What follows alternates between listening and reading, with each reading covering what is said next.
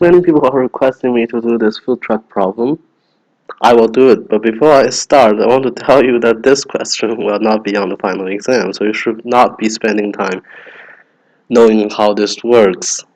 It's from the midterm from ECO206, so it's harder than this course. So I included this only because I want to show you how to how to do that maximization thing with both interior and boundary. So you should know the technique, but this particular question is too difficult for the course.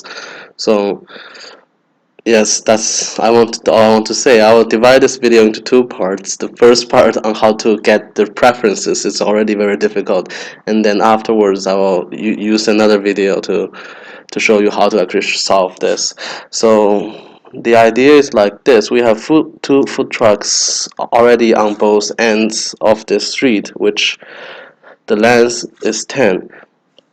So the idea is we need to set the prices, and we need to know how many consumers each food truck can attract. So basically, I need to know that this many people are going to food truck 1 and this many people are going to food truck 2.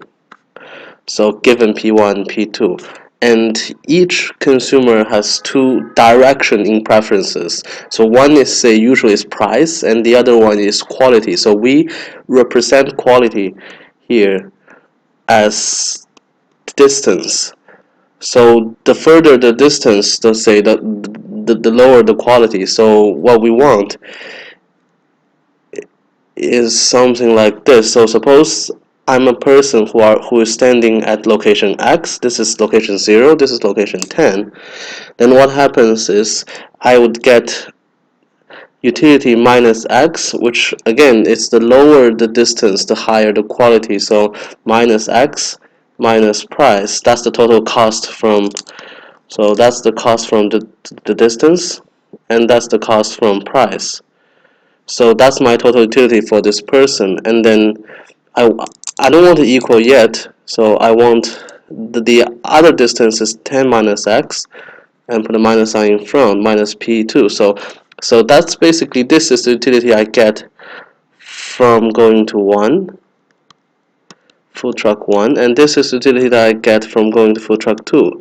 So whichever one is larger, I would go to that one. But the problem is, the trick here is there is one x star person who is indifferent between the two.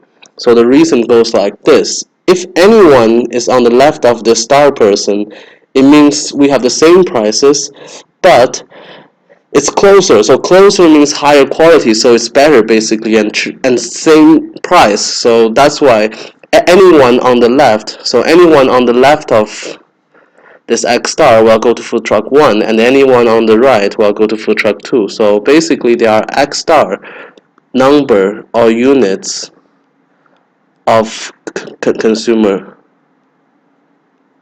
going to food truck 1, and 10 minus X star number or units going to food truck 2. So that's the basic model. You will be taught this again in ECO 380, I think, as well. But the next step is basically solve for x star. X star is half times 10 minus p1 plus p2, I think, yes. And then I just substitute this thing in here and substitute this thing here. So what we get is this x is basically the quantity of number of people who are going to firm 1, I mean food truck 1. So our food truck 1 utility function or profit function is like this. So this is the number of people, so this is the quantity going to firm 1, and the price of firm 1 minus the marginal cost of firm 1, which I think is 4 or 1, I don't remember. So basically this is when the price is not too extreme. But when the price is too extreme, so many people are asking why this is large, P1 larger than or equal to P2 plus 10 or something. So what this means is I'm charging a price that's too high that everyone will go to food truck 2. So if you look at this, the total distance is 10. and then my price is 10 larger than the other price. So even this person will travel all the way to food truck 2. So basically, if this happens, I'm charging too much. So I get 0 consumers, and I still multiply by this, which is still 0.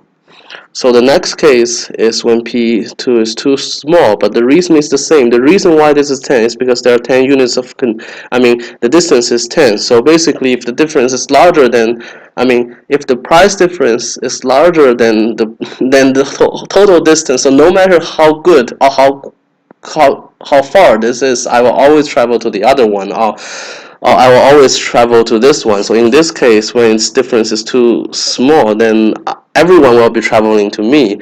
So I get the whole 10 units of consumer, and I get something like this. So that's how we get our utility function.